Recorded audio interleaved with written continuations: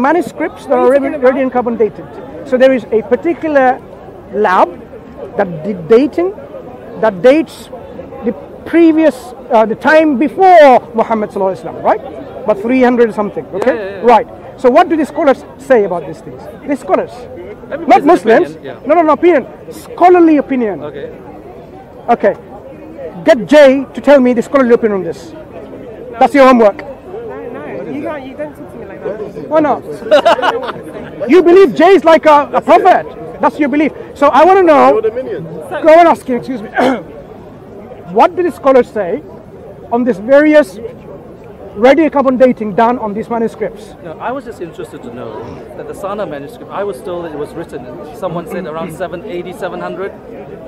The source, the document was dated to around 8700, 710. But now, if you say 300, that's even before Muhammad. So that, for me, is quite interesting. Every lab, so it says, it's not interesting. What did Muhammad had to do with the Quran? Listen. Isn't that a worrying thing? Listen, if you go to different labs, excuse me.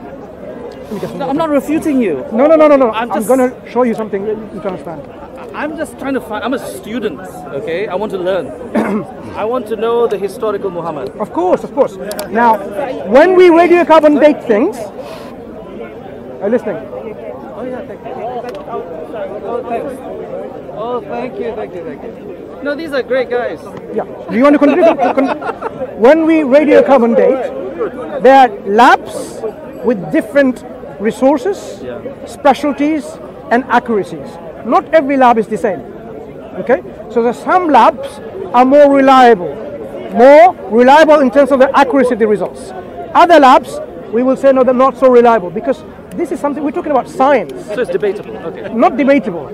Scholars are already like, why should I give you the names? I want you to go and find out from. I mean, it's in published literature, right? If you do insist, I will give you which scholar and okay, why. Also another thing, you talk about the Samarkand. But can I finish my point on here? Okay. The labs that dated 300 years before Muhammad sallallahu alaihi wasallam, these results are taken to be what? Not accurate. Why? These are contamination of the results. So they are discarded. You can get contamination in various ways and means in your analysis in these kind of things in the labs. So the labs that are reliable are the ones that scholars take. So the ones which are reliable, they have convergence. You can see clearly they are very similar in their dating system. So that's radiocarbon dating. So people who haven't got a clue in radiocarbon how they are dated, who's dating them, they make these kind of errors. Errors of like, oh, there's a median value. It's pinpointed exactly at point in the middle. That shows they have no understanding of statistics at all. Now, the reason why I was interested, from what I've read, the Sana manuscript has been dated around 8710, 15. That's what I've read. Yeah. But now when I hear possibly 8300, then it gets Now you know. They get a bit worried. Now you know it's a contamination of the results. Also, they found underneath the writings, there were other writings. Yeah. That makes me even more worried. More worried about what? About the accuracy of the No. writings. So, have you gone to study how Quran was compiled in the Islamic tradition? I'm not a scholar like you. Not a scholar, as a student. As a student. I'm interested. No.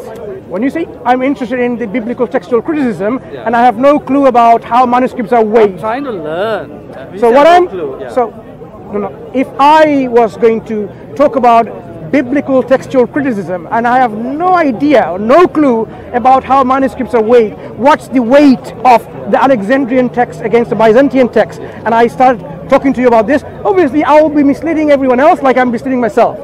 When it comes to Quranic compilation, you have to study first the Islamic narrative. What does Islam say on this issue, right?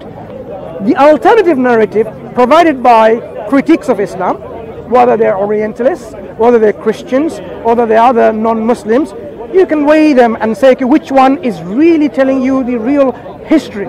Because we are interested in the historical narrative. So when the Quran was transmitted in both writing and by memory, remember, people forget, when you memorize the whole That's Quran, why it's a fallible document. Because it's memory, human beings, through human agency, by definition. Fallible? If something is, aren't you fallible? Am I not fallible as a human? Let me tell you why. So how can you say it's from God? You need to understand one thing though. Now, imagine, just to demonstrate to you. I'm going to tell you to learn one statement. So, memorize accurately. So I do that to various people among you here, say about 10 people. What are the likelihood that people will memorize this? Just 3 words, God is one. They're not going to say, God, no, not got the point, brother. Just to show you that memorization of this nature is infallible.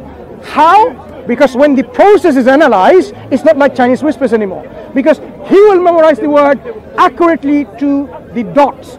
God is one. And you will ask, is there a full stop at the end, right? Because he wants to get his $1 million. Every single one of you will say, he would not say God was one. He will try to remember God is one. Sorry. Accuracy of words, accuracy of letters, accuracy of the order of letters and words, and accuracy of the whole structure of the sentence. When the Quran was revealed and dictated by the Prophet to the people, they considered the Quran worthy, more worthy than $1 million. More worthy than $1 million. They put the utmost meticulous effort to memorize every single word and letter so that the Quran can be preserved. How do you know? So, were you there?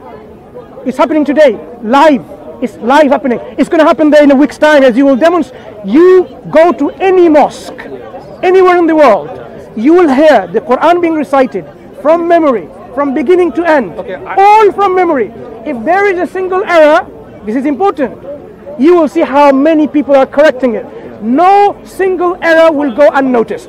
This is happening Why today. Why are there so many errors in the Quran? Excuse me. Various Qurans. We'll come back to this point. Whether there's the Samarkand manuscript. Excuse me. There's the Topkapi manuscript. Give me a moment to finish this. Manuscript. We will talk about that. I love to talk about this. Even Muslim scholars who analyze it. You know the Turkish scholars. Those 2 Turkish scholars. Do you want to talk about this? No, I have to go. But But we can talk about this briefly. I know. You know what they said? It was so embarrassing. The Samarkand manuscript had so many errors. That how can a document which is the Quran? I'll tell you. Give me a second. From various centers have different meanings, different writings. No. You're different spellings. You're whitewashing everything. I'll tell you. That's what they say, not me. No. You have misunderstood what they said. Oh, okay. I'll tell you what I know. You don't have to go. Friend is but me. very quickly then. Sure. Very quickly. Sure. Thanks for your time. When we talk about the Quranic memorization, it's happening today. It happened yesterday, last year, the year before, all the way back to the Prophet. It's a living tradition which, unfortunately for yourself, as a Christian, if you call yourself a Christian... I didn't call myself. Everybody's calling me a Christian. You're a Christian. Sorry. Unfortunately for other traditions, it doesn't exist. So we are very happy and privileged to have this tradition of memorization of the Quran which preserves it. Now coming back to your question about different manuscripts, right? Different manuscripts, mainly... Islamic scholars saying it. It's embarrassing. Look, I have facsimiles of many of them. So I know what the differences are. Have you examined them? I have. No, I haven't. One thing I tell you, Excuse me, after this opportunity, you can do anything. You want to choose your religion, you want to